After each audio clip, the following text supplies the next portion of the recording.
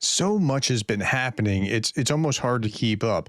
Yesterday, and you might have missed this, but yesterday Russia flew through Estonia's airspace for 12 minutes. I put a video out about this last night. It was later, so not a lot of people saw it. I covered everything about it. 12 minutes through their airspace. One of the things, it was near an island that's Estonian airspace, but then they continued through, and I'm correcting what I said, continued through Estonian airspace through like the length of Estonia.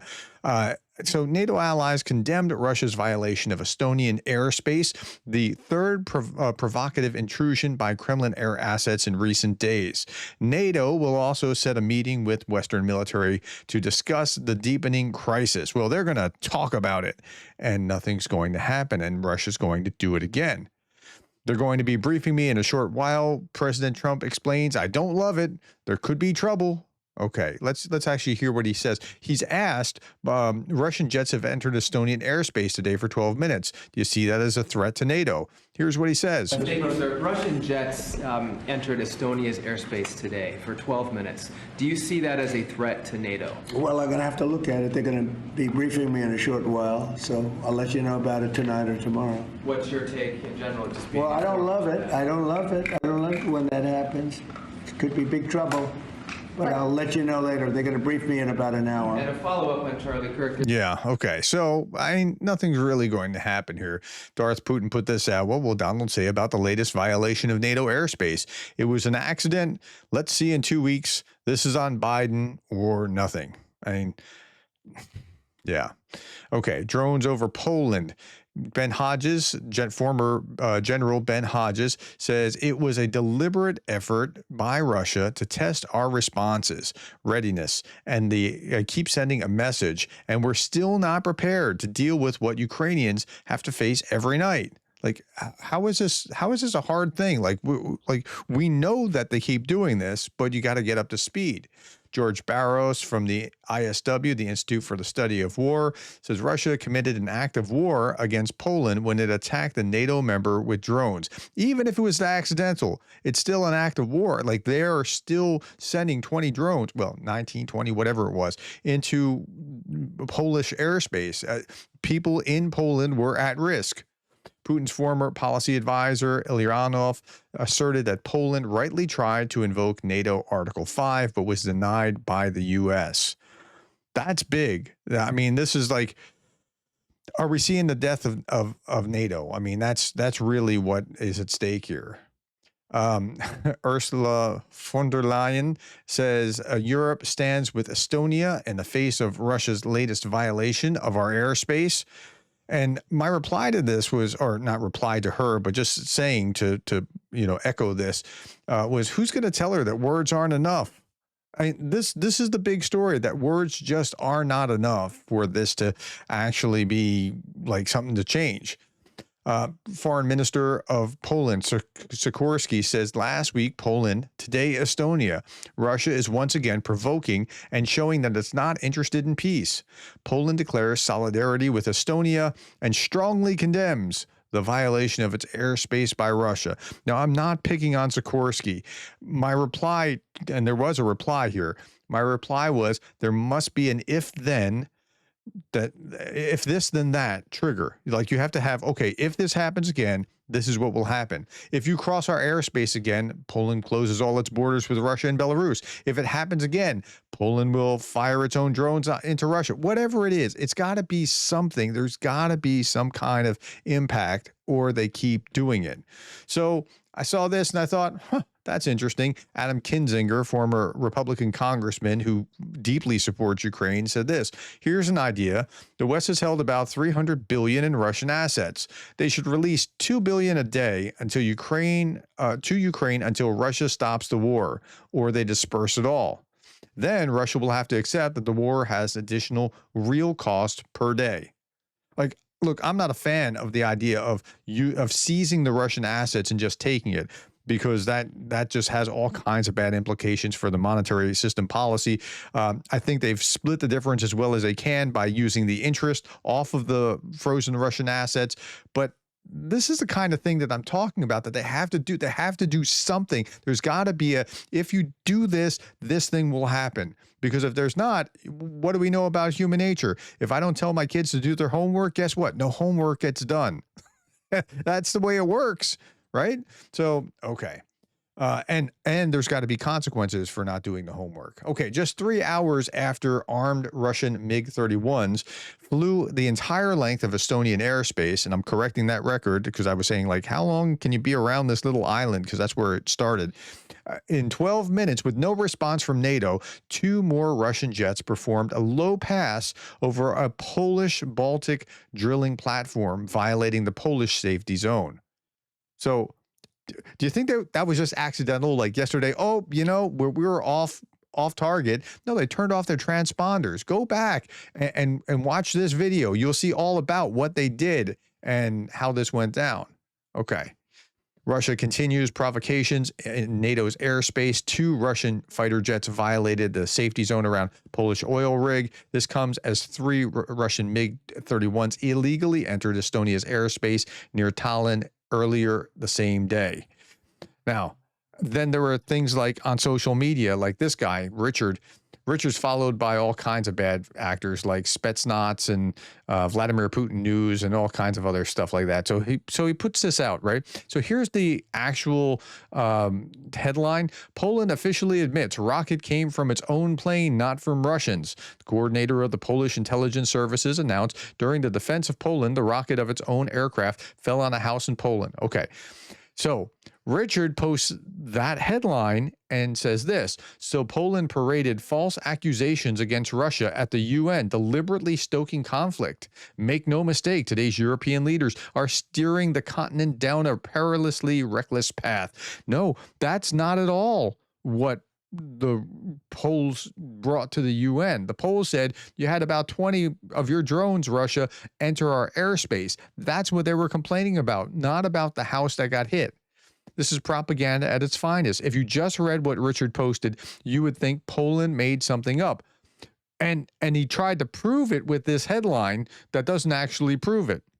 But Poland was complaining not about the one house, but about the 20 Russian drones invading their airspace. Okay. Let's shift gears a little bit. Zelensky, we are holding talks with Poland and Romania on joint actions to intercept drones in Ukraine's western regions. Well, Poland now has gotten the message that maybe our defenses really aren't that good. I mean, we're all NATO, but we don't really have the capacity to shoot it down without being really expensive, like $400,000 to shoot down 4 $35,000 Shaheeds. That's not a sustainable path. So now they need to work with Ukraine more than ever in order to get up to speed. The president of Ukraine confirmed that during the UN General Assembly in New York, he will hold talks with Donald Trump. Zelensky's schedule also will include meetings with business leaders and representatives of technology and defense sectors. So that's scheduled. We'll see what, if anything, comes of these talks with Trump. But yeah. Okay. In the United States, Syrian flag was raised again in Washington for the first time in 11 years over their embassy in the U.S. Capitol. It's a symbolic step, as there's been bad relations with Syria since 2014. But, I'm somewhat hopeful. The Syrians really don't know how to get along. But, hey, hopefully it's less bad than whatever it was before under Assad. Let's put it like that. And hopefully there's some hope that they will contain the bad and become a reasonable member of the family of nations. Okay, Putin has given permission. Let's look at what's going on in Russia. Putin's given permission that the people of Volgograd shall have the final say of renaming their city to Stalingrad. Remember we talked about this yesterday where he was talking about, well, maybe we should rename Volgograd Stalingrad again. For all the great things that Stalin did during the Great Patriotic War. Okay. Asked by the Russian Communist Party leader, the people of Volgograd should decide if they want to rename the city to Stalingrad. Yes. Okay. So just put in the comments, what do you think the referendum will be? Like it'll be 90%, 95%, 100%, 105% will vote for it? I mean, yeah. Okay, this is coming from Putin, who put up most of the monuments. Like, so I asked, because I've seen an article about this about 6 months ago. And then I asked again on ChatGPT, how many statues to Stalin are there in Russia? How many have gone up since Putin came to power? Because I remember seeing an article that said that there were about 120 and about 90 plus actually were erected since Putin came into power. Like, Putin is re-authoritarianizing the Soviet Union, not recommunizing. It's not the communist ideology, but he likes the authoritarian part.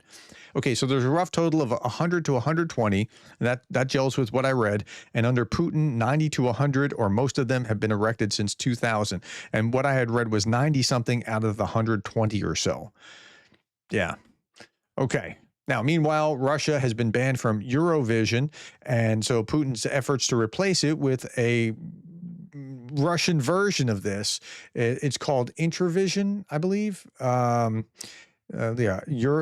Intervision Song Contest. That's right. And so here we are. The United States will be joining other dictatorships around the world and competing in Putin's knockoff of Eurovision. Why? The 2025 Intervision competition will be happening in Moscow, and you have to be okay with Russia committing genocide in order to participate. Well, it looks like that if you look at the map of all the countries that are involved in this. It's not looking good. I mean, it's really not. I mean, yeah, I mean, the only place was that Serbia in Europe, and then the United States. Yeah, it's bad. Okay. Meanwhile, a Russian State Duma deputy, Marina Kim, is saying, let's agree that the guys liberating Zaporizhia, DPR, LPR, and Kherson region are spilling their blood for that land. They have a moral priority right to claim this land. That's what's going on in Russia. While Russia lost another 100,000. I talked about this morning here in this video about, like, there was just one little sub bit about what I talked about. Like, the big story was the 619 missile barrage, but I was talking about this. So 100,000 soldiers in 100 days. It's actually 100,600, but details, right? And then I said, I wish I had talked about this during my video this morning. If only I had the presence of mind to talk about it. So I went back and looked at it. Okay, so how long did it take to get to 100,000 to begin with? So that's my next question. So Russia likely exceeded 100,000 casualties killed or wounded in Ukraine in 259 days. 259 days after its full-scale invasion began. And now it took 100 days to get to 100,000 casualties killed or wounded. See that? I mean, it's 2.5 times. Can I say 2.5 times quicker? Yeah. So it's 250 some odd days as opposed to 100 days now in order to get to 100,000 casualties. All right, some last thoughts. Andrew Perpetua had some interesting thoughts that I thought I'd share with you. So we've been telling you for days that if we didn't control Russia and Ukraine, then the war would spread. Yeah. I mean, I don't know that it is spread yet, but it's like on the cusp of spreading. They're certainly probing, and they're trying to do something to involve other European countries, no doubt. I would suggest that the Baltic countries should stop playing around with building defenses and start a conscription immediately. At minimum, they should get a few thousand drone pilots fully trained and combat ready. Okay, so when I first read that, I thought, yeah, I mean, the defenses are okay, but the drones are going to go right over it. Rockets will go right over it. Then the defenses only work with tanks, which are less of tanks are kind of this was the last war kind of thing. Drones are where the issue is now. And so start conscription, I was thinking, well, yeah, okay. But drone pilots fully trained and combat ready immediately. That more than anything else, like that could be the Adam Kinzinger or my question to Sikorsky, right? That could be the answer here. Okay, you did that. We're activating these drone pilots. We're going to have this, or we're going to be shooting drones your direction, or whatever. I mean, of course, there's lots of parameters here, and we don't want to kick off World War III, but there's got to be some kind of answer. Okay. And whatever defense projects they have planned to finish in like 2 to 5 years now should have a timeline of more like 5 months. That's right. He says, I believe it's Russia's goal to provoke NATO to the point that they are forced to stop giving aid to Ukraine. Yeah, that was Jason J. Smart's thoughts as well in the video that I showed where I was highlighting what he said about reflexive control. And they will keep ramping up provocations into the Baltics and Poland until they achieve this goal. I think that's right. They're going to try. They're trying to provoke so that they stop giving aid to Ukraine. Yep. All right, last little bit by Darth Putin. This invasion is a giant mistake. I should have let Ukraine join NATO and then only then invaded. The alliance would have just had some meetings about it. I think that's right. All right, my friends, just a little bit left. Shout out Mark Hatlin, board member, Patreon subscriber. Thank you, Mark, for your time. Thank you for your support. I appreciate it. Thank all of you for the time that you spent with me now. Tell me what you think about this, if only to vote on what the percentage will be for renaming Volgograd to Stalingrad. But I look forward to reading your comments. Thank you for the time, the likes, the shares, and the subscribes. And thank you for being the kind of person that cares about Ukraine.